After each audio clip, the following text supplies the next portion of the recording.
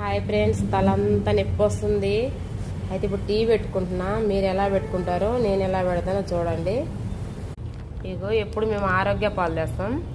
ఆరోగ్య పాలు లేవని మా బావ ఇవి తెచ్చాడు.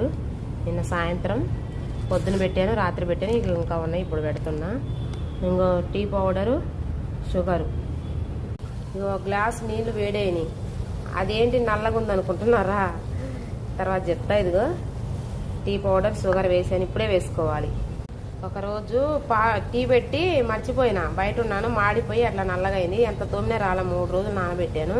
ఇప్పుడైతే మరిగినాయి కదా, పాలు అయితే పోసుకున్నాం. తగినన్ని పోసుకుందాం పాలు. 2 యాలకులు.